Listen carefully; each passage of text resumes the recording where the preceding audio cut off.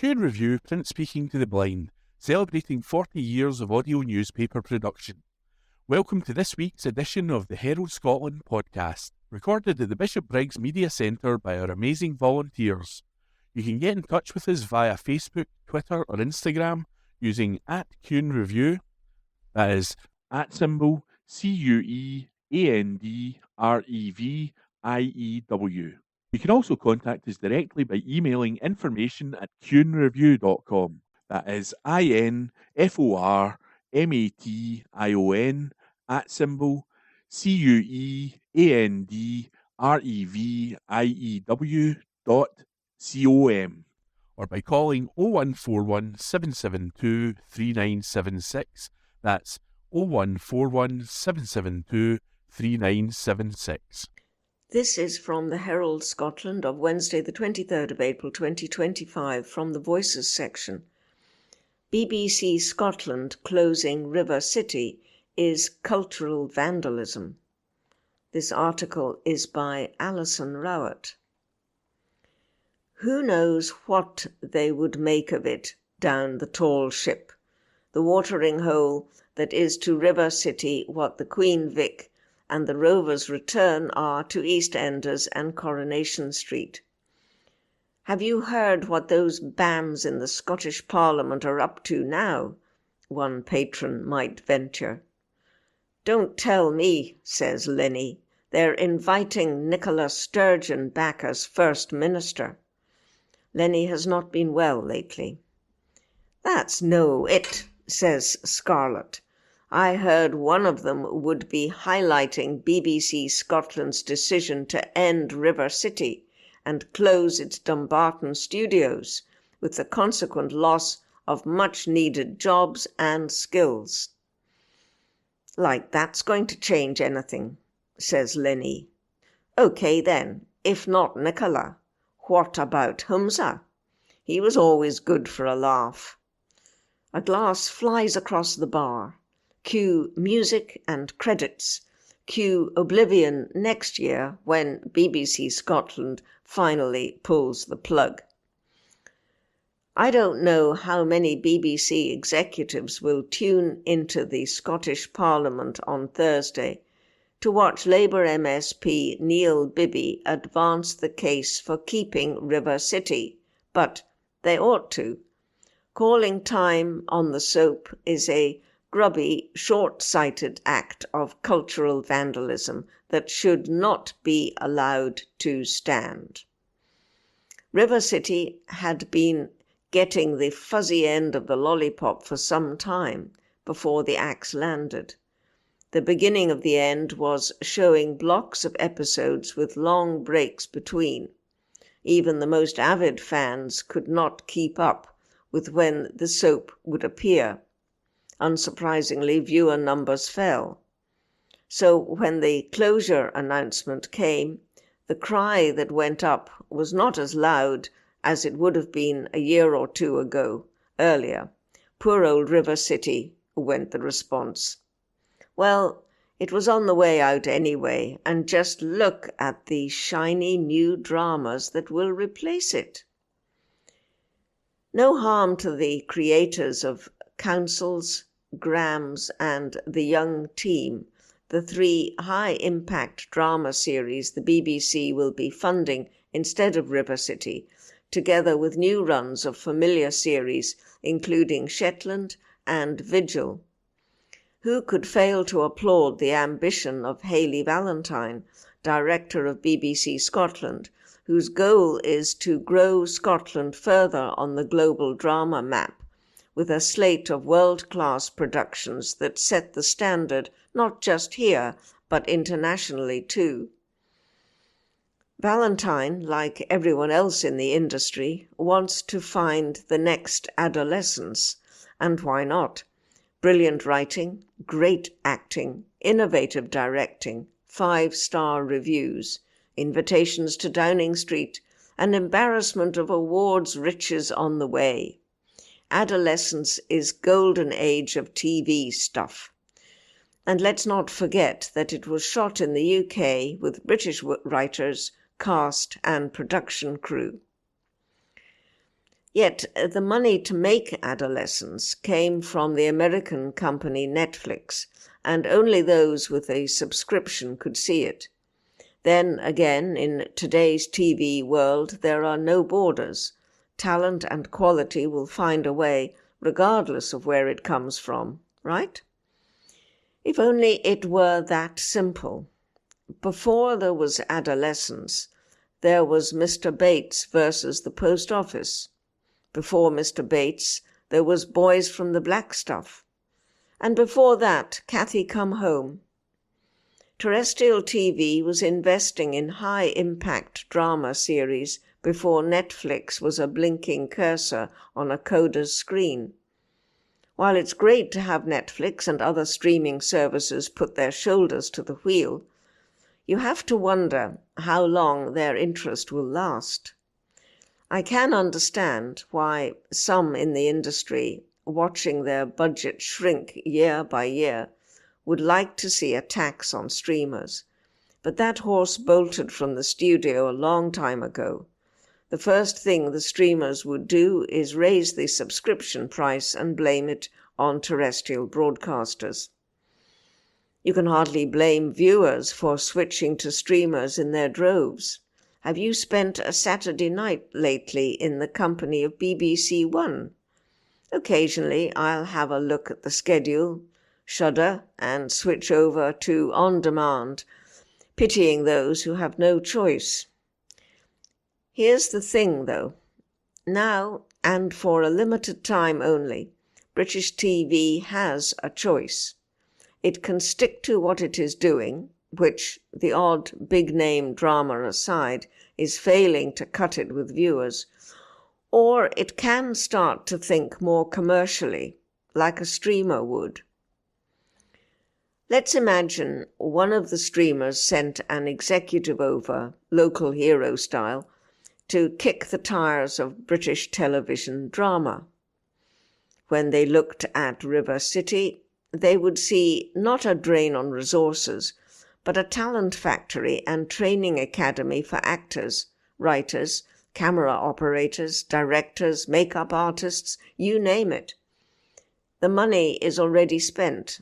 The bricks and mortar are there. The rest, if managed correctly, is gravy. Once they've looked over the books on that, our executive might care to examine the current deals Scotland gets from public service broadcasters.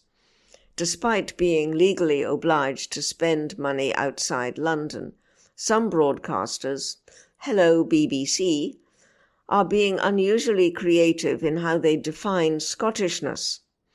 Take one of the corporation's biggest hits of recent years, The Traitors. Filmed in Scotland and claimed by the BBC as a Scottish production. Yet 71% of the roles on the show are filled by people living in London. The figures came from a campaign group speaking up for Scotland's screen talent. The last task for our visiting streaming executive would be to note that Adolescence is an international hit, but the talent in front and behind the camera is homegrown and largely working class.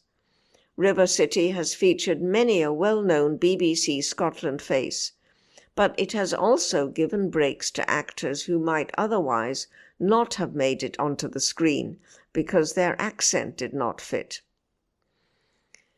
As Adolescence creator Stephen Graham has argued, the industry needs more working-class voices and storylines. That's where the new material, the best ideas, the genuine talent is coming from, and River City can help bring more of it to the screen. Besides all that, it's a decent enough watch and funny with it. Think again, BBC Scotland, before it is too late. That article was by Alison Rowett. From the Herald Scotland, Thursday the 24th of April, from the news section. How an Ancient Legend Inspired Galloway's Murder Hole. Article by Jodie Harrison. It is one of the more gruesome walking routes in Scotland, a trail that leads intrepid hikers to a murder hole that's clearly marked on the map. Walkers in Galloway have been taking the route for decades despite the ominous name and the grisly implications of their destination. But is the murder hole really the site of an ancient homicide, and why would such a macabre destination be marked on the map anyway? Here we explore the story behind the hiking spot and reveal whether it's safe to head for it. It is. Where is the Galloway's murder hole? The spot can be found at the southern tip of Loch Nedricon in Galloway Forest Park. It's not easy to get to. Walkers are encouraged to head from the western tip of the loch and follow a route east from Buchan, coming from Buchan Burn at the Earl of Galloway's Bridge. The path skirts round the southern flank of Buchan Hill, a 493 metre high peak, before following a stream up to the western shore of Loch Valley and then continuing north for half a mile. The murder hole is a short but rough walk around the Vide western shore, according to walkscotland.com. Have there been any murders here? Worried walkers can put their minds at rest. The hole is not named after any dastardly deeds. Instead, it's gained its name after being featured in a book by Samuel Rutherford Crockett. Crockett had heard a tale about two robbers and their mother who had lived on an isolated Galloway moor, who robbed and killed travellers after providing them with a bed for the night. The book, titled The Raiders, was a kind of Scottish deliverance, telling the tale of homicidal yokels preying on the unwary, far from civilization. It transported the murder hole to Loch Nedric for convenience, and the name is stuck. But was there really a murder hole? The legend Crockett lifted for his tale would put a chill down the strongest of spines. In the story, the two brothers and the mother murder around 40 travellers, dropping their bodies into a hole in the moors so deep it is said the bottom can't be reached. When they are discovered after one of the victims escaped, all three are put to death on the spot, but only bones are found in the hole.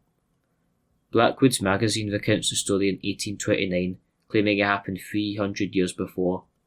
In this retelling, one of the brothers describes the hole in words that echo down through the centuries.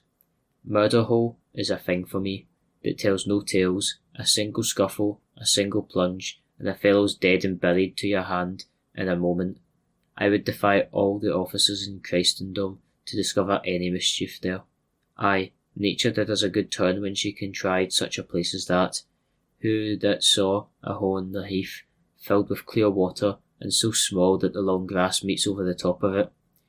Who would suppose that the depth is unfathomable, and that it conceals more than 40 people who have met their deaths there?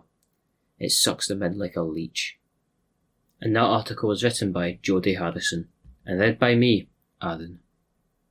From the Herald Scotland, Thursday the 24th of April, from the news section. Glasgow Comedy Club to move to new venue after 25 years. Article by Nicole Mitchell.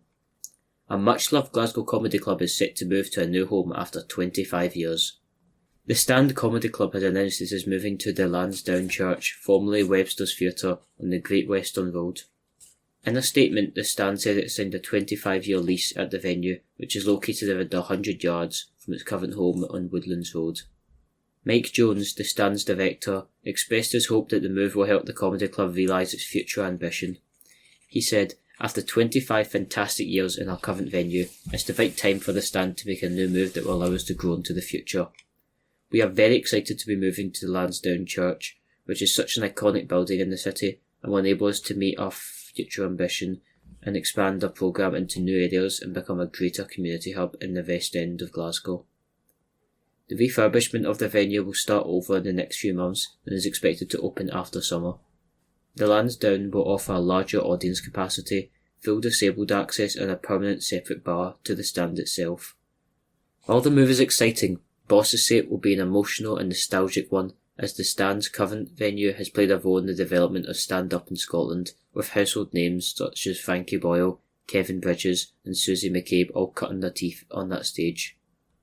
Fraser Milroy, venue manager, said, "There is undoubtedly a lot of love for this room. There is a lot of history here, and comics and our audiences alike will tell you it has a reputation of being one of the best rooms to perform comedy, not just in Scotland but in the UK but around the world. What makes it great is not the bricks and mortar, but the alchemy of the staff, the acts and the audiences. We will be taking all that history, love and expertise into the new venue with us. The people of Glasgow have a strong connection with this club. We want them to have that same ownership and pride when we move. Last year, the stand sold its famous stage backdrop, which comics had performed in front of since it opened in 2000 until 2022. The backdrop featured a painting of a young boy dressed as a cowboy, holding a gun to his head. It was replaced by a painting of an unarmed young cowboy, with money raised from the online auction going towards its charitable organisation, which encourages primary school children to write and perform comedy. The stand will be revealing more about its move as work commences over the summer months. And that article was written by Nicole Mitchell, and led by me, Iain. From the Herald Scotland, Thursday the 24th of April, from the news section. Innovative scheme pairing entrepreneurs with pupils hailed a success. Article by Mark McDougall.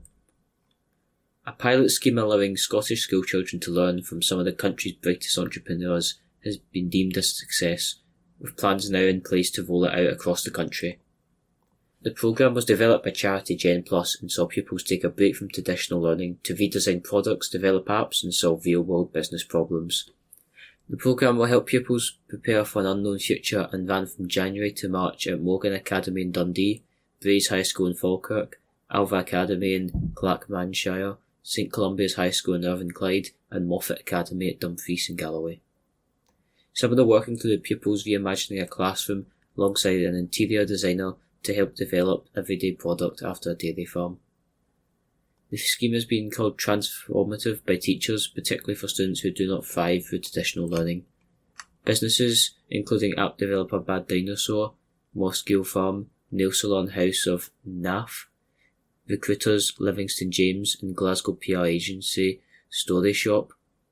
Recent reviews into Scottish education system have called for schools to do more to prepare young people with meta skills, creativity, adaptability, communication and problem solving. Victoria Vardy, Chief Executive at Gen Plus, said, "At Gen Plus, we believe the future belongs to young people who can adapt, collaborate and lead with creativity and purpose. Industry innovators set out to give pupils just that, a chance to work with real businesses, take on real challenges and build the skills they'll need to thrive. We co-designed the programme with pupils, teachers and entrepreneurs, and their feedback shaped it at every step. The result is learning experience that feels relevant, ambitious and exciting. It confirms what we've always believed: meta skills matter, industry insight matters, and young people deserve a curriculum that reflects the world they're growing into." Scarlett Holleran, a co-founder of Story Shop, thinks the programme offers an important alternative for pupils who learn differently. She said, "As a mother of two young boys, I think a lot about how they'll learn and the skills they'll need for the future. Sitting still and nodding through lessons isn't how every person learns best, and it certainly isn't how the world works. This programme gives students a chance to think differently, to get stuck into something real, and to see themselves reflected in the kind of exciting, purpose-driven entrepreneurs we work with every day. It's an opportunity to ignite a passion and embed those role models into curriculum in a way that actually means something." And that article was written by Mark McDougall and read by me, Iain. These snippets are from the Herald Diary on Thursday the 24th of April 2025. They are to be found in the Voices section under Diary, which is compiled by Lauren Jackson. Monkey business. The boffins strike again. Diary correspondent Robert Mingus notes that scientists are claiming that for the first time they have filmed chimps in the wild, gathered in a group sharing alcoholic treats. Surely that can't be correct, adds Robert. Both Scottish Cup semi-finals were available to watch on BBC Scotland. Class Act. A snippet of snappy dialogue overheard by one of our intrepid correspondents. Lisa Perry was waiting in a supermarket queue when she overheard two young women discussing a mutual friend. "She thinks she's well posh, so she does," said one of the women, adding dismissively, "I bet she eats a Greg's cheese and onion pasty with her pinky raised." The job lot. It's always a tense moment when someone cracks wise in the boozer. Brian Cowling was in his local with some pals, discussing their respective careers, when one of the gang puffed up his chest and boasted, "If my firm ever thought of replacing me, it would take 5 people to do my job." "True," nodded another pal. 4 of them permanently off in the sick, and the 5th guy on his mobile, catching up on his TikTok account. Kid stuff. Yay! After running riot during the Easter break, Scotia's wee rascals are once again safely locked away behind impregnable school fences. Even better news. Malcolm Boyd from Mulgai can now update his knowledge of modern school humour, courtesy of his 7-year-old grandson, who returned home the other afternoon with all the latest jokes. Malcolm kindly shares the following gag with us. Knock, knock. Who's there? Dwayne. Dwayne who? Dwayne the bathtub, as I'm drowning. Metal machine music. We mentioned the swanky new tumble dryers that need to be connected to the house Wi-Fi in order to operate. Now our readers are wondering what music, played on the Wi-Fi, would get those tumble dryers working best. Craig Dobson suggests the classic Radiohead song, High and Dry. Island life. Former policeman Stuart Daniels from Cairney Hill recalls being on patrol in the leafy suburbs of Bearsden when he and a colleague came across a young man they didn't recognise as local. When asked where he came from, the stranger replied, Bridgeton. Quick as a blue flash, and seeking clarification, Stuart's colleague asked, Glasgow or Barbados? And finally, dead giveaway. Sad reader Nick Williams says, R.I.P. to my neighbour, who told his wife he was going out to get some thread, but instead spent the day in the pub. Gone, but not forgotten. Those snippets were compiled by Lorne Jackson. The Herald on the 25th of April and the Voices section. Why Misconceptions Shouldn't Hold Back Scotland's Net Zero Ambitions by Simon McKeating.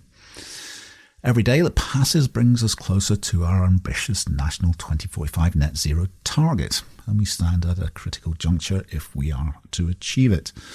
As one of the country's largest employers and economic drivers, Scotland's food and drink businesses have a critical role to play, but misconceptions and misapprehensions about what can practically be done remain. The first such misconception is that net zero means eliminating all emissions. It is about balancing emissions with the removals, creating a net neutral for emissions of our businesses and the country as a whole. Some emissions are unavoidable, particularly in food production, but the goal is to significantly reduce and offset them through sustainable alternatives. For Scotland's food and drink industry, this means adopting energy-efficient processes, embracing circular economy methods, and investing in regenerative agricultural, renewable energy sources such as wind power, hydropower and solar power. Another commonly misconstrued piece of the sustainability lexicon is just transition. Most commonly, it's used in reference to secure jobs in high-emissions industries like oil and gas as we move to more renewable and climate-friendly systems. However, ensuring a just transition is equally important for Scottish food and drink producers. Businesses that make up the sector support more than 129,000 jobs directly, many of which are in rural areas where alternative employment may be limited. Ensuring a just transition makes supporting these workers with skills development, innovation investment and policy frameworks that protect livelihoods while reducing carbon footprints. An example of this is Scotland's farming sector. The path to net zero for farmers is a turbulent one, with many farmers feeling overwhelmed that they are being demanded to switch to more sustainable practices with limited financial resources. Having to deal with rising costs, labour shortages and unpredictable weather, the push for sustainable farming might seem like just one more demand on an already overburdened sector. Embarking on a net zero journey presents both challenges and opportunities. On one hand, small producers may struggle with the cost of greener technologies, while on the other, sustainability credentials can open doors to domestic and export markets and drive premium pricing for our products. Scotland's reputation for high quality, responsibly produced food and drink is a competitive advantage that can be further strengthened by a commitment to sustainability. Government incentives, private investment and industry collaboration will be key to ensuring that food and drink businesses of all sizes can participate in this transition. Equally, consumer demand for sustainable choices continues to grow, making it imperative for brands to align with market trends towards environmentally friendly production and consumption. Achieving net zero in Scotland's food and drink industry is not just about compliance. It's about future-proofing a sector that is integral to the nation's security, identity and economy. Collaboration between the government, industry leaders, businesses and communities will be essential to ensuring that the transition is both seamless and effective.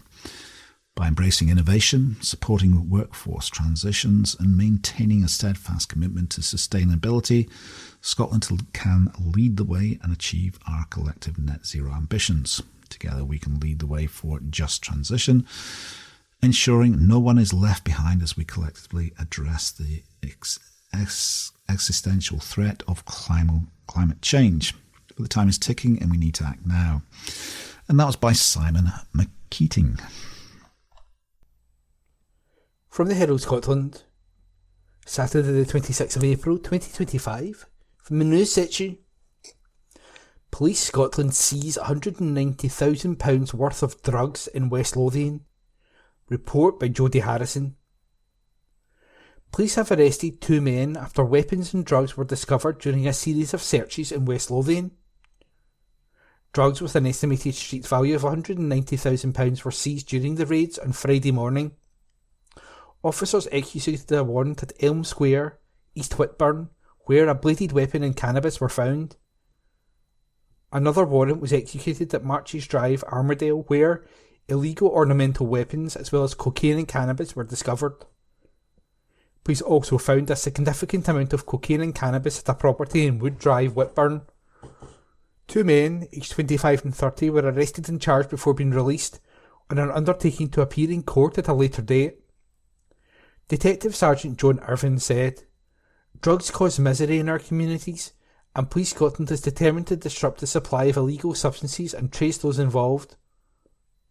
This recovery underlines our commitment to the Serious Organised Crime Task Force and the country's Serious Organised Crime Strategy. Information from the public is absolutely crucial to our work, and we urge anyone with knowledge or concerns about drugs activity in their area to contact Police Scotland on 101 or Crime Stoppers anonymously on 0800 555 111. That article was written by Jodie Harrison. From the Herald Scotland, Saturday the 26th of April 2025, from the news section. 2 dead after crash between coach and car on B9134 near Brechin. Report by Jodie Harrison. 2 people have died following a crash between a coach and a car near Brechin. A 19-year-old woman and a 20-year-old man were pronounced dead at the scene of the incident on the B9134 on Friday evening. They were both passengers in a blue Vauxhall Corsa, which collided with a Mercedes coach. The 19-year-old driver of the Corsa was taken to Ninewells Hospital, with police saying his injuries were serious, but not life-threatening. He was arrested in connection with a road traffic offence. The next of kin of the 2 passengers have been informed. Sergeant Steve Livesey said, "Our thoughts are with the family and friends of the man and woman who died at this very difficult time for all. Inquiries are ongoing to establish the full circumstances, and we are appealing to anyone who witnessed the crash to contact us. We're also asking anyone who was driving in the area at the time to check if they have dashcam footage that could help with our investigation." And that article was written by Jodie Harrison and read by Iain McKenna. From the Herald Scotland, Saturday the 26th of April 2025, from the news section. Exclusive. Youth services vital for boys amid rise in misogyny. An exclusive by Rachel Ferguson. Charities have urged the Scottish Government and local authorities to invest in youth services to help a generation of boys facing a rising tide of extremism online. Since the viral explosion of adolescents on Netflix last month, bans on social media and phones have dominated the discussion on how to tackle the crisis among teenagers. But campaigners say a key part of the puzzle is being missed: the role of an on-the-ground youth service, which they say are being hollowed out due to funding cuts in communities across Scotland. Charities in the youth and violence against women sectors told the Herald that frontline youth work, including grassroots youth clubs and community projects, is uniquely placed to offer early interventions to tackle incel culture and the radicalisation of young boys online. Rachel Adamson, co-director of Zero Tolerance, a charity working to prevent violence against women and girls, said, "We want all young people to thrive, but the online world is filled with messages of hatred, encouraging harm to women and enforcing restrictive ideas of masculinity. The impact on boys is stark. Poor mental health, low self-worth, and a lack of meaningful connection. For girls, it means a daily assault of misogyny on and offline." Research the charity published last year found that creative and informal spaces offered by youth services are crucial to equip boys with the skills and confidence to question misogynistic influencers and build their own, fairer worldview. We call on the Scottish and local governments to fund youth services to do this vital work and support young people to navigate this rising tide of extremism, said Ms Adamson. Vicky Ridley, a senior development officer at YouthLink Scotland, told the Herald, "Youth work gives people the opportunity to do activities that are not media-based, just to do stuff and meet a range of young people across the gender spectrum, and to respect and relate to them. Incel culture is an isolated place to be, whereas if you're involved in youth work, you've got more opportunities for reflecting with a pro-social peer group, to challenge each other, and have someone who is not your parent to talk to for support." YouthLink, which represents over 100 youth work organisations in Scotland, launched a new programme last week for primary school aged children to address harmful gender norms. It was created in response to calls from youth workers for earlier action to counter misogyny and violence among boys. Previous research by YouthLink found that for every £1 of public cash spent on youth work, £7 is saved in future public spending through lower crime rates, higher attainment and improved mental health. But cuts to local government budgets over the last decade are putting severe pressure on services.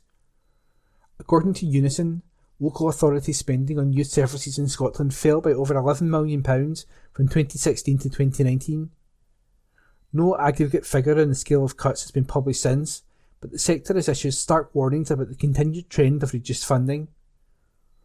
The trade union warned in 2022 that youth services had been wiped out in some areas as a direct result of local government cuts.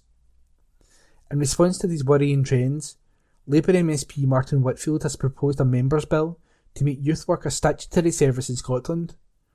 The change would give all young people aged 11 to 25 a legal right to access well-funded youth work services. The proposed bill promises to tackle the inconsistent provision of youth services across Scotland and would place a legal requirement on local authorities to ensure access to both universal and targeted services. Mr Whitfield told the Herald, "I have spoken to a significant number of organisations who are having to cut the number of people they can work with, at the same time as schools and local authorities are signposting more and more people to them. There is an increasing need that isn't being met by funding. Organisations are now having to make difficult decisions about who they can help." He said years of cuts have led to services being hollowed out in many areas. This is problematic for various reasons, one of which is the reduction in opportunities for young men to discuss the challenges they face as they transition into adulthood, including attitudes to women and relationships. A Scottish Government spokesperson said, "Recognising the important role local authorities play in delivering local youth work services, the Scottish Government is increasing the resources available to local government in 2025-26 by over £1.1 billion. We continue to take action with partners to address youth violence, investing more than £6 million on prevention and early intervention, and a further £683,000 over the last year for community-based youth work through national youth work organisations to reach young people outside school. Through our Cashback for Communities initiative, we have also provided £130 million since 2008 to support young people who are most at risk of being involved in violence, antisocial behaviour or crime. An article was an exclusive written by Rachel Ferguson and read by Iain McKenna. From the Herald Scotland, Saturday the 26th of April, from the sports section. Celtic seal Scottish Premiership title after Dundee United win. Article written by Iain Payton. Celtic have officially won the 2024-25 Scottish Premiership title. Brendan Rodgers' side clinched 4 in a row with a 5-0 victory against Dundee United this lunchtime. The gap over Rangers has been extended to 18 points, which, with only 5 matches to go, is impossible to overturn. Article written by Iain Payton. From the Herald Scotland, Saturday the 26th of April, Sport. Forrest creates Celtic history, moves beyond Lisbon line. Article written by Josh McCafferty. James Forrest is officially the outright most decorated player in Celtic's history. It comes after the Parkhead side secured their 55th Scottish top-flight title against Dundee United at Tannadice this afternoon. Brendan Rodgers' men have finally wrapped up the league championship, having maintained a significant lead at the top of the table over city rivals Rangers for several months. The league title is the 13th of Forrest's career. He's also won 7 Scottish Cups and 6 Scottish League Cups, so he has a total trophy tally of 26. Today's result means he has overtaken Lisbon lion Bobby Lennox, who won 25 pieces of silverware throughout his career, and is now Celtic's outright most decorated player. Captain Callum McGregor isn't far behind Forrest, having won 24 major honours throughout his Parkhead career to date. He is now the 3rd most decorated player in the club's history, having moved 1 ahead of the legendary Billy McNeill. The pair are modern day legends who have been central to Celtic's success over the past decade and more. Celtic's top 5 most decorated players. 1. James Forrest, 26 trophies. 2. Bobby Lennox, 25 trophies. 3. Callum McGregor, 24 trophies. 4. Billy McNeill, 23 trophies. 5. Scott Brown, 22 trophies. And that article was written by Josh McCafferty.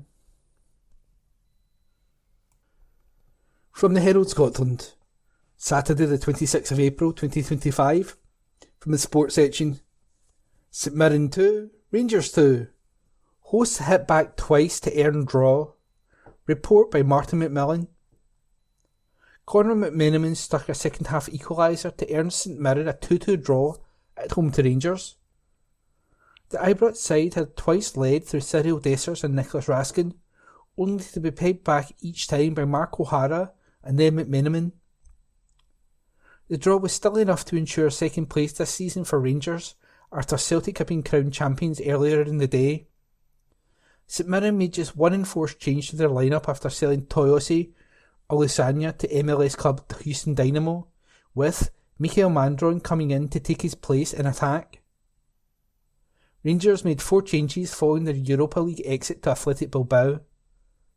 Leon Balogun, Ridvan Yilmaz, Vaclav Cerny and Yanis Hanji dropped out and were replaced by Robin Proper, Clinton Nisayala, Bailey Rice and Hamza Igamen.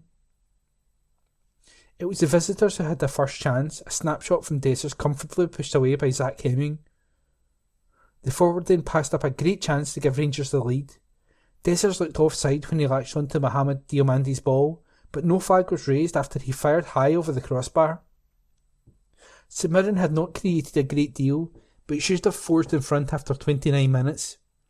Rangers goalkeeper Liam Kelly mishit a clearance straight to Mandron, but the striker somehow failed to hit the target with an open goal at his mercy. Rangers took the lead 4 minutes before half-time when Raskin picked out Dessers with a neat reverse pass, and the Nigeria international took a touch before finishing low past Hemming. St Mirren, though, got back in level terms before the interval. Rangers failed to deal with Killian Phillips' long throw into the box, and the ball fell kindly for O'Hara to fire his effort beyond Kelly. The visitors moved back in front 7 minutes after the restart, as Diomande found Raskin, who was able to run uncontested to the edge of the penalty box before shooting into the corner. St Mirren made 2 changes to try to get back in the game, and one of the replacements should have drawn them level. Phillips Flick played in Roland Idowu, but the substitute could not get his effort past Kelly, who saved with his leg. VAR then had a look at a possible penalty for St Mirren after Nisala tripped Marcus Fraser, but felt the collision had taken place outside of the box. Saints, though, did get their equaliser after 75 minutes, when Declan John's cross from the left was turned in by McMenamin from close range. And that article was written by Martin McMillan and read by Iain McKenna. From the Herald Scotland, Saturday the 26th of April, from the sports section. Where does Celtic enter Champions League after winning title? Article written by David Irvin. Celtic secured the top European qualification spot after sealing the Scottish Premiership title. Brendan Rodgers' side will enter Champions League qualifying next season with the guarantee of league phase football in the Europa League. Celtic will enter the competition in the Champions League playoff round, meaning they would need to win one two-legged tie to make the league phase. This season, Celtic automatically qualified for the league phase, but Scotland's coefficient drop means they have to navigate one qualifying round next season. The draw for the playoff round will take place on August the 4th, 2025, with the matches to be played on August the 19th/20th and August the 26th/27th. While a win would see Celtic advance to the league phase of the Champions League, a loss would not mean a complete exit from European football. If Celtic lose in the playoff round, then they will drop into the league phase of the Europa League next season. Clubs competing in the playoff round of the Champions League in 2024-25 received €4.29 million, £3.64 million. UEFA outlined the prize money in their 2024-27 cycle distribution document, but this is subject to confirmation each season. Celtic could earn a further €18.62 million, £15.97 million, by competing in the league phase of the competition. This season, Celtic earned a total of €32.42 million, £27.79 million, for their efforts in the Champions League, compared to €13.435 million, £11.52 million, earned by Rangers in the Europa League. Those figures do not include ticket sale income or legacy payments from UEFA. And that article was written by David Irvin. From the Herald Scotland, Saturday the 26th of April 2025, from the Voices section. Chronic pain care must improve in Scotland, says Alex Neil. I have a confession to make. Until I was elected as an MSP in 1999, I had never heard of the term chronic pain. My colleague Dorothy Grace Elder changed all that. She, alone, brought the attention of the Scottish Parliament to the issue of long-term unending pain, even before it was officially fully recognised by the National Health Service as a medical condition. Despite the best efforts of the SNP parliamentary managers to block her, using the age-old tactics of dither and delay, Dorothy managed to get a members' debate on chronic pain by February 2002. Even such humble individual debates raising public issues can be grossly delayed for a year or more if party managers choose to do so, an obvious flaw in the Holyrood system. No other members' debate before or since 2002 filled the parliamentary galleries as much as this pain debate did. People of all ages and backgrounds travelled from all over Scotland to attend. They represented hundreds of thousands of hidden sufferers, the vast majority of whom were being ignored with no full services or others with just a few underfunded facilities. While Alex Salmond had supported the pain campaign, the party leadership under his successor in the first Parliament, John Swinney, was less than enthusiastic.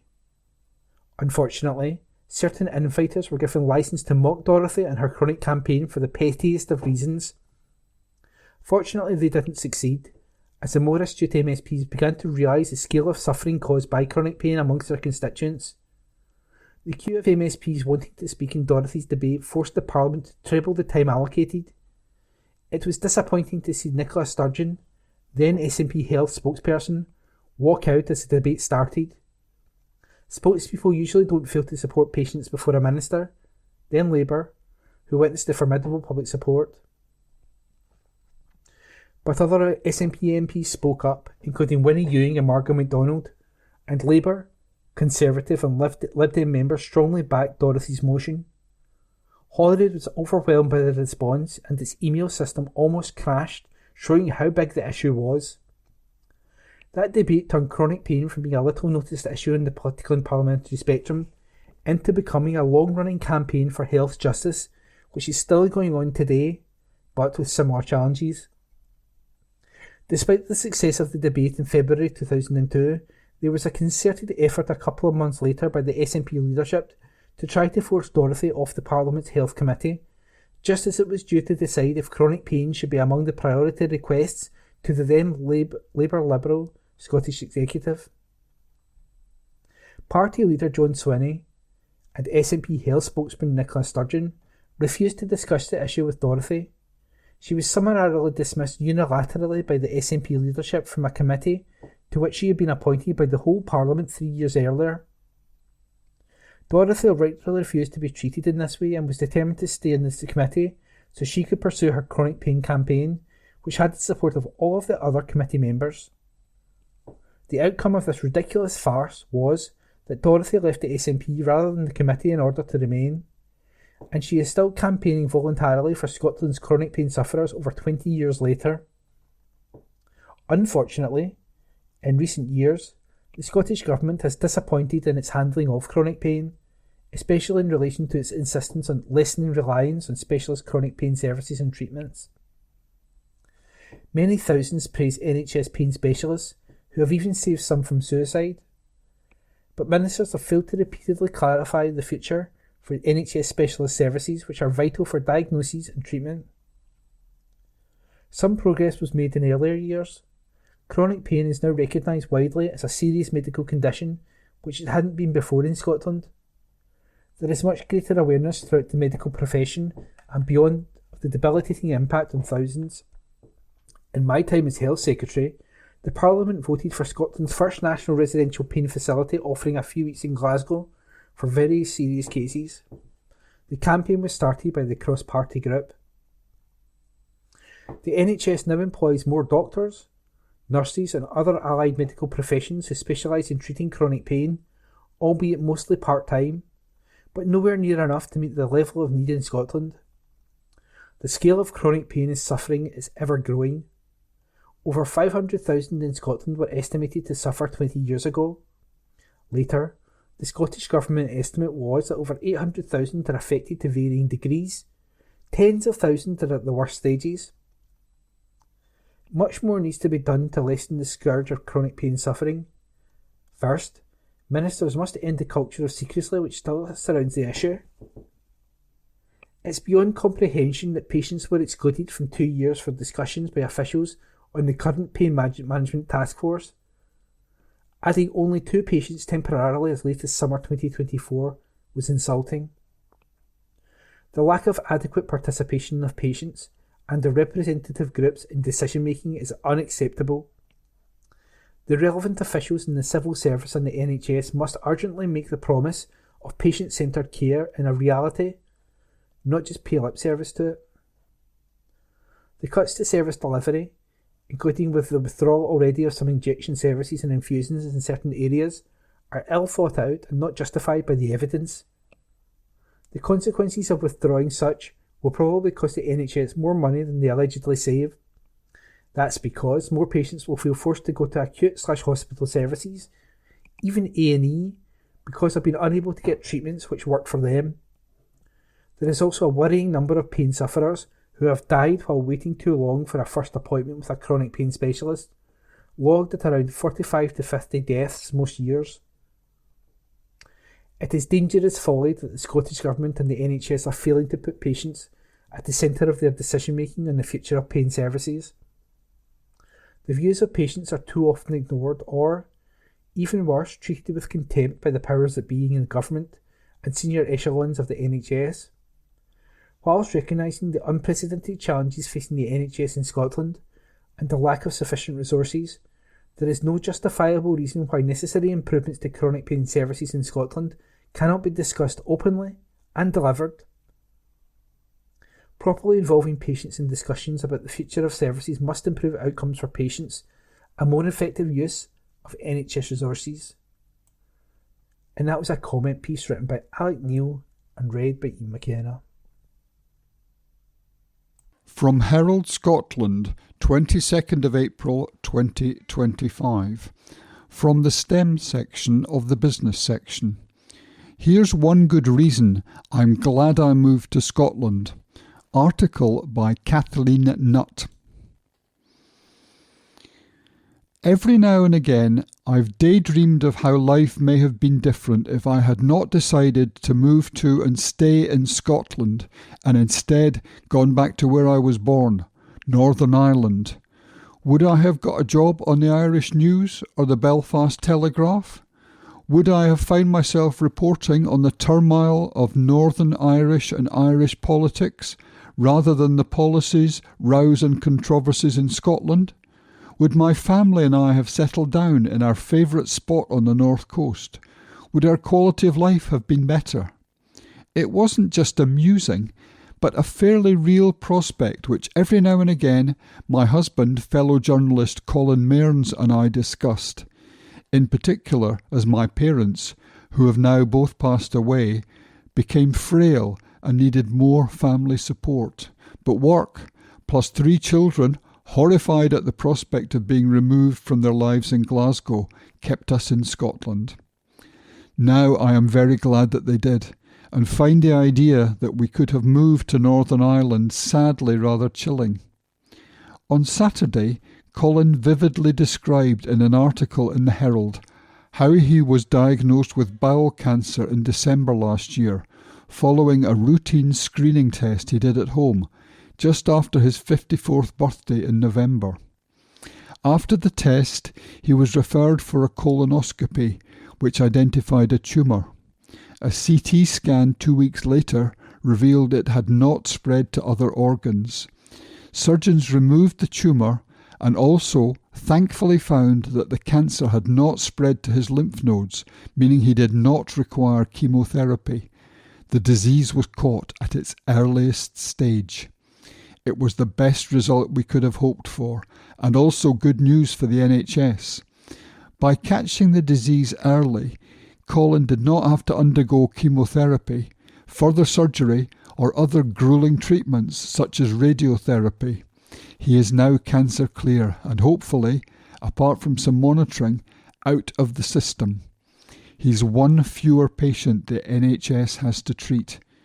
Had we moved back to Northern Ireland, Colin would now be walking around totally unaware a malignant cancer was silently growing inside him. He would be heading towards becoming a patient who would require significant and lengthy NHS treatment when he did register on the medic's books. Bowel cancer screening does not start in Northern Ireland until the age of 60. Colin had no symptoms when he was diagnosed last December, and it is not clear at which precise stage of the disease symptoms begin to appear. But it's usually when the disease is more advanced and much harder to treat. Public Health Scotland say patients are 14 times more likely to survive bowel cancer if diagnosed early. Had we been living in Northern Ireland, it's highly likely Colin would not have been diagnosed early. He probably would have been diagnosed at a more advanced stage once symptoms had begun to appear. By then, it's possible the disease could have spread to other organs, reducing his chances of survival.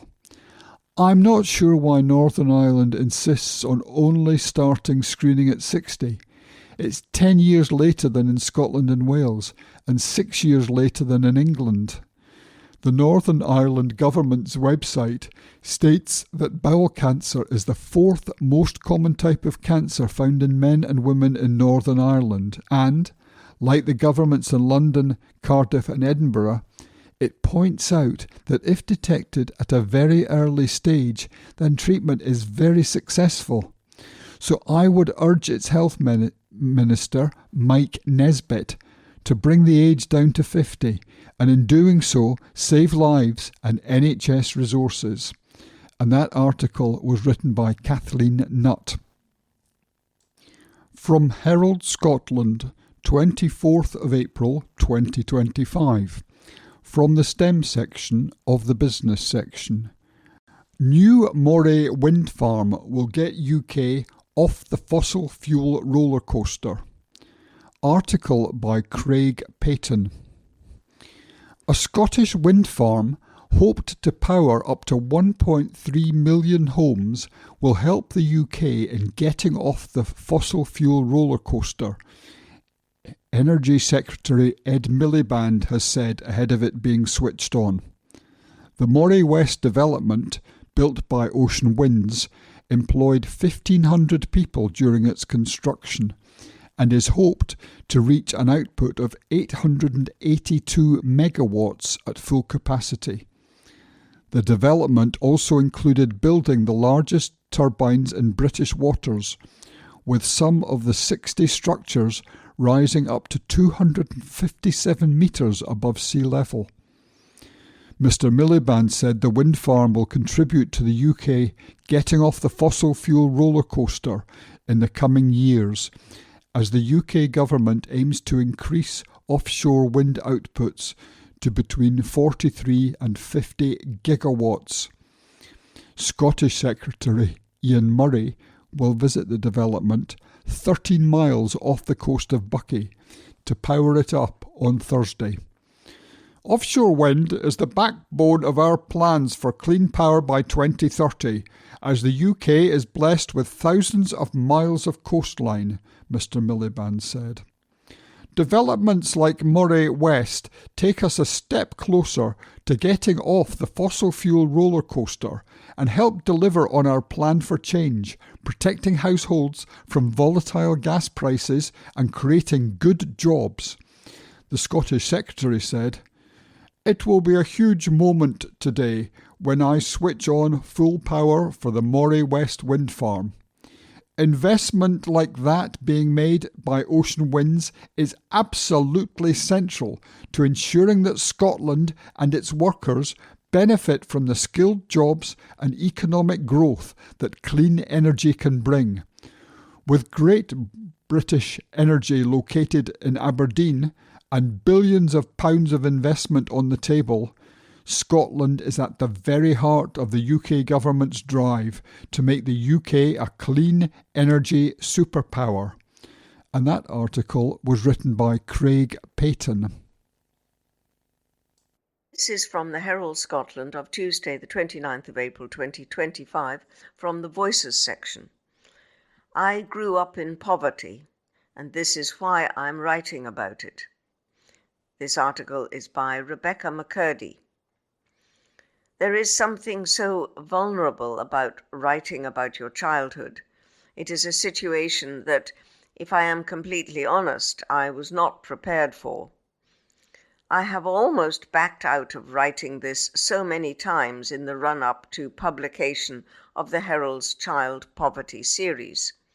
This is partly because of the stigma and shame that often follows the label of growing up in poverty. I know because I have lived it. I have been the child lying awake at night, cold and hungry, going to bed and waking up the next day still hungry was the norm.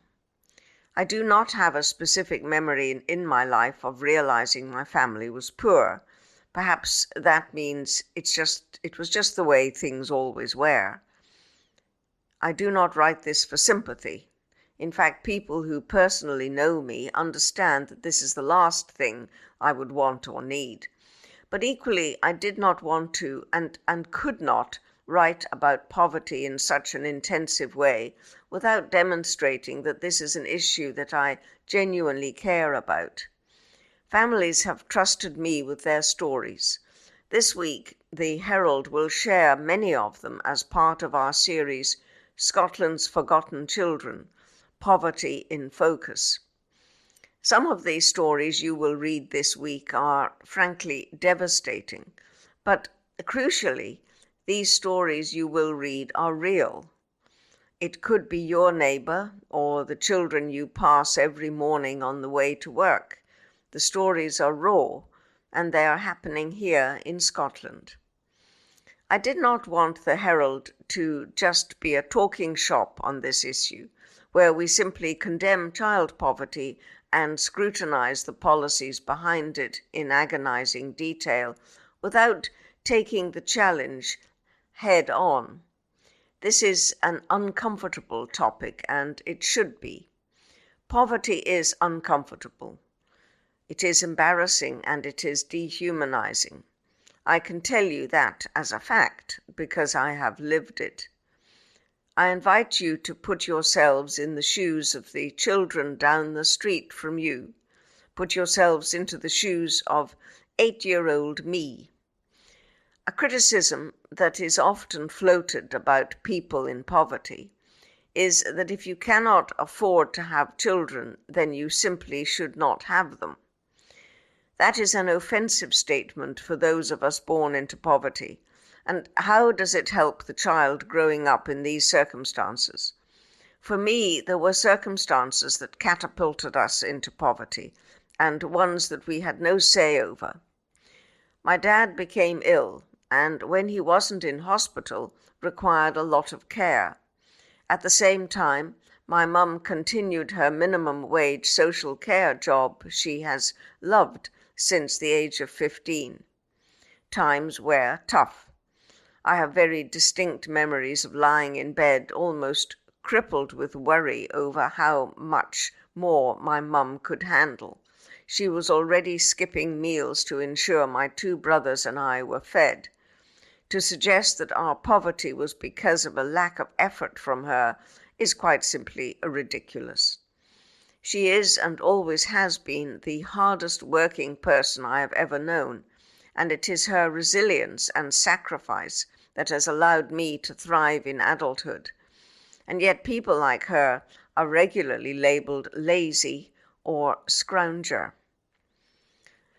As night turns to day, the anxiety I had as a child followed me to school. It transformed into embarrassment as I queued with my poor classmates for the free school meal ticket. We waited like animals as the teacher checked off our names on the list, a dehumanizing process at the best of times, while your better-off classmates run past.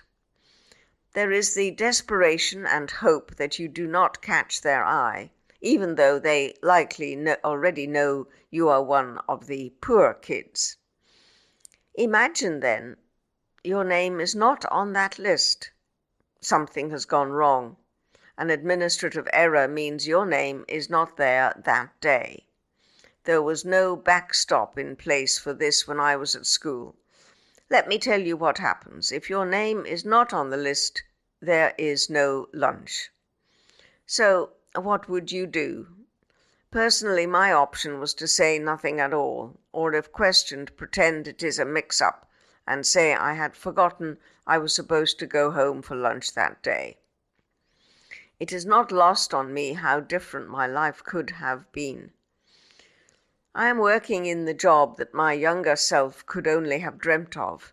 I no longer live in poverty, and I know how lucky I am to have escaped a cycle that can feel impossible to break away from. But there is always a feeling of wondering when the penny will drop. I am not struggling now, but will it always be this way? That is an anxiety I fear I may never shift. I also feel massive guilt at the reasonably comfortable life I am able to live. Am I helping enough? While writing this has been confronting, I am also extremely lucky to have this platform. I know that many people living in poverty do not get the chance to share what their lives are really like. My editor asked me what 15-year-old me would have thought of 29-year-old me. The truth is, I don't know. I don't think she would have believed what she saw. What I think matters is what I would say to her. I would tell her to stop being so ashamed of her upbringing. It may have been tough, but it has shaped her, and for that I am proud. But I, or anyone else, should not have to be shaped by such an experience. This should be an issue that is resigned to the history books, where future generations find it hard to believe it existed in the first place. Yet, as I write this, around 80,000 children are living in extreme poverty.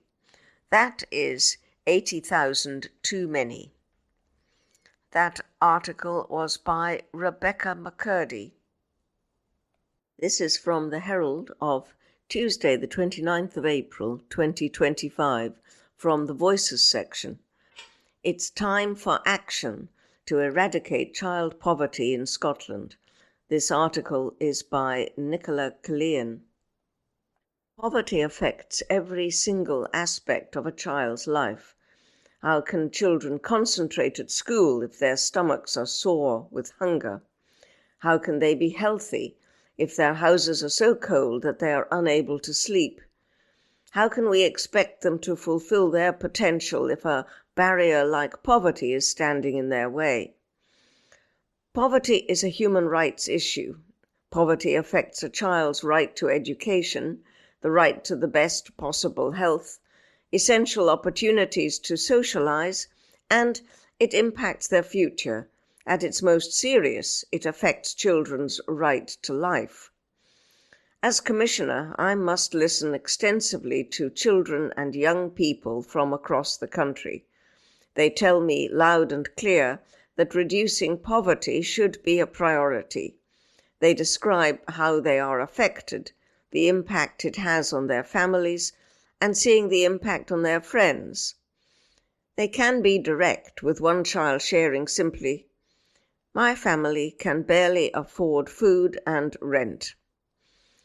One young person told me they wanted food banks to hand out goods that didn't need to be cooked because putting the hob or oven on was just too expensive.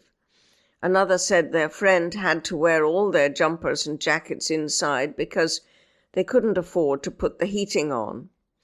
This is the reality some children in Scotland are facing.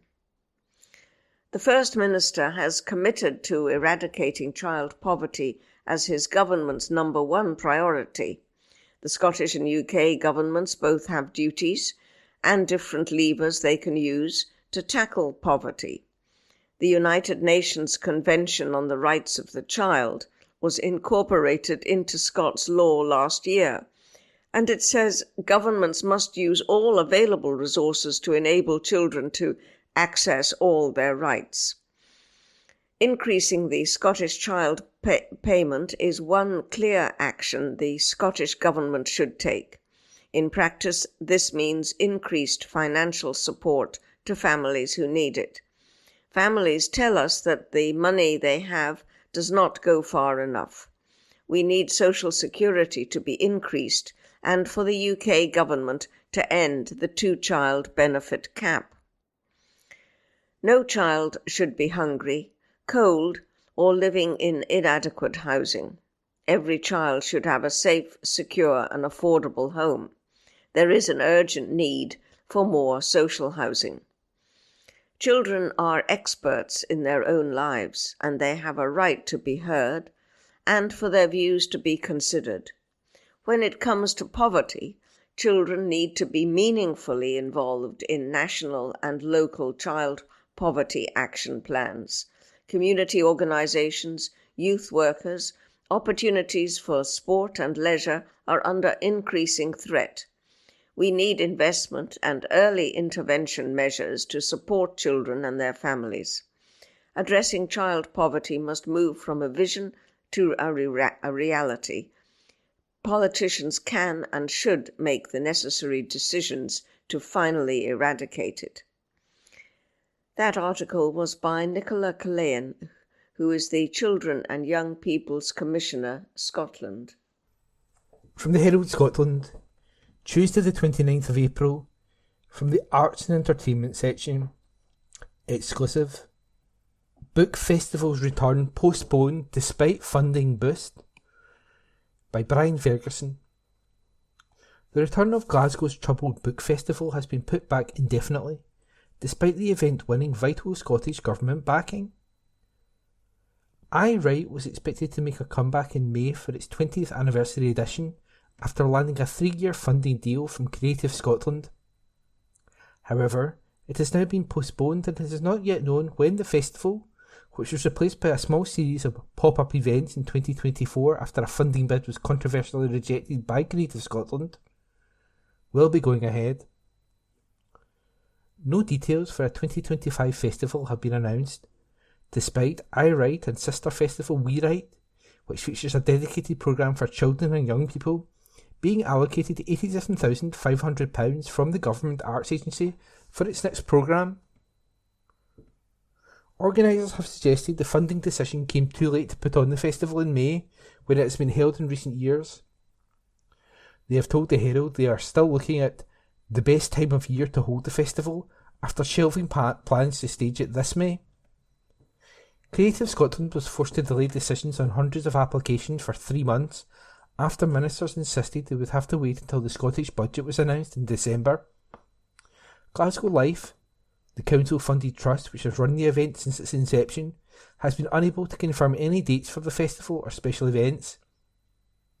Officials are still said to be looking for a suitable slot in the calendar to bring back I Write and avoid it clashing with other events in the city and book festivals elsewhere in Scotland. The delay for I Write's return has emerged ahead of the first programme announcement for this summer's Edinburgh International Book Festival in August. There is no mention of I Write on the official website for Glasgow 850, the programme of events marking the 850th anniversary of the city. It is understood the festival has not been allocated any funding by either the City Council or council-funded trust Glasgow Life, which runs other festivals, which include Celtic Connections, the Merchant City Festival, the World Pipe Band Championships and the Glasgow Mela.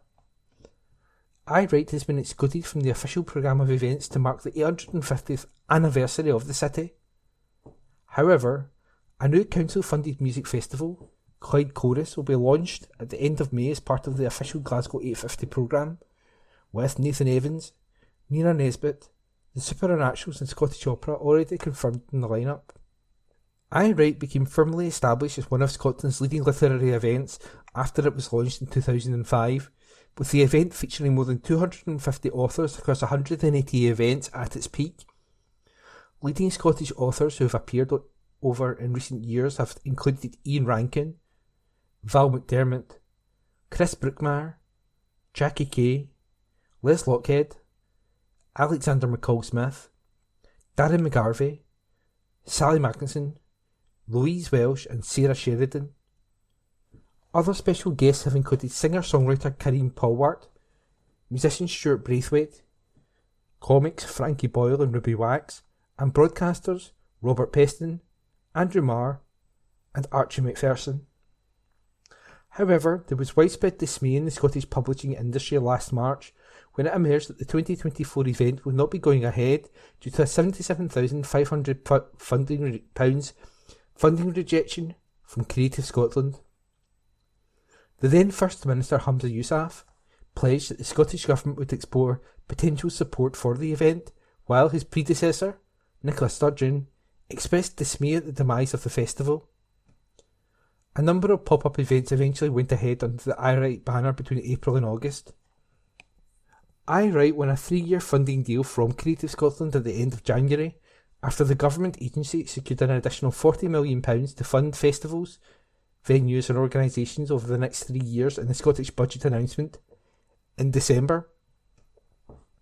Glasgow Life also secured 3-year support for Celtic Connections, the Tramway Arts Centre, the Visual Art Festival, Glasgow International, the Merchant City Festival, the Glasgow Mela and a Creative Communities programme.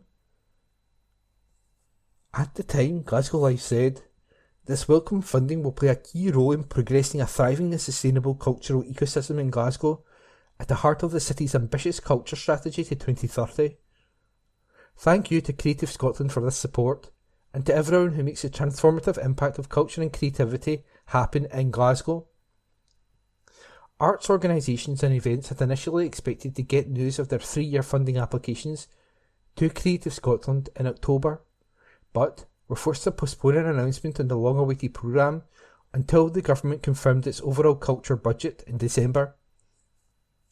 One publishing industry insider said, "There was an expectation that iWrite would return in its previous form in May after it secured 3-year funding. It seems very strange that nothing at all has been announced about the festival given its previous scale and standing." A spokesperson for Glasgow Life said, "Glasgow Life applied to Creative Scotland's multi-year fund to support the future of the iWrite and WeWrite festivals, and we are grateful for this support. It reflects the importance of these literary festivals in fostering a love of books, reading and storytelling in Glasgow and beyond, and how valued they are to those who attend and perform these events. Confirmation of funding was received at the end of January, which has impacted planning for this year's festival. With iWrite traditionally taking place in May, this created a shorter time frame to prepare the vibrant, high-quality programme our audiences expect. Glasgow Life remains committed to the iWrite Festival. We are excited to move forward with plans to develop and deliver a programme for the coming 3 years. We are looking for the best time of year to hold the festival, given the scheduling of other Scottish literary festivals and city events. We are working hard to finalise planning details and look forward to sharing more information soon." A spokesperson for Creative Scotland said, "iWrite is one of 251 organisations awarded multi-year funding for the next 3 financial years. The exact timing and nature of the programme during that time period is a matter for iWrite to develop and deliver, and we will discuss that with them as appropriate."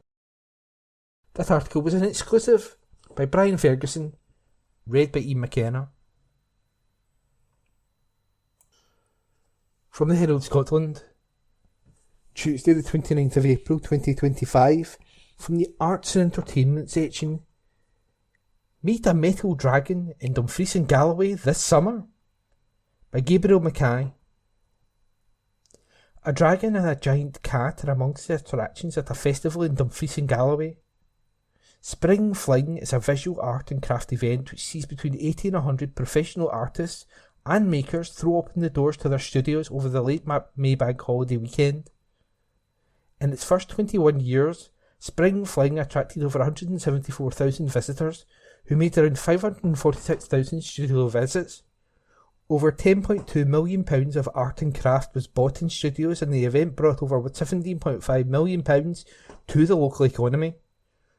This year's event will take place from May the 24th to 26th, and of the participants is young blacksmith Nate Robinson, who will be opening the doors of his forge. The 29-year-old works metal into designs of various shapes and sizes. At the small end are miniature Highland cows and cottages, and at the other extreme are special commissions like a fantastic female dragon, which weighs in at 700 kilograms, and is covered in over 1,000 individually hand-forged scales. One of the other characters visitors might meet is Ailsa, a black and white cat which is the model for the 3-metre metal feline which is reaching high into a tree in the garden. Mr. Robinson said, "Spring Fling should be lots of fun this year. I love creating things at a grand scale, and we'll have plenty to look at with the dragon, dinosaurs, sheep and the cat. A lot of my work is specially commissioned, making just about anything people can imagine. A couple saw my work on social media and called me to ask if I could make them a dragon. It's been a brilliant challenge. They came around to see it a little while ago. Decided it's a she. I'm hoping she will look pretty impressive in their garden.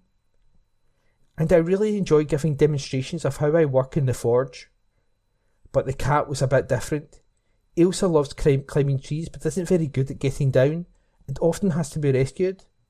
So I created a cat the size of a car with a special tunnel inside which you can easily run up and down. She loves it." Natasha Kinsella, Events and Exhibitions Development Manager for Upland CIC, which runs Spring Fling, said, "Nate's work is a great example of the variety and the talent of artists and makers you can see in Spring Fling. On the green route alone you can discover everything from ceramics, tapestry and costume to painting and jewellery. And that's just the start, with 5 other routes to choose from, all packed with fascinating people, craft and contemporary art." And that article was written by Gabriel Mackay and read by Iain McKenna. That concludes this week's edition of the Herald Scotland podcast. Please remember to subscribe to our channels at Q and Review and to tell your friends about our service.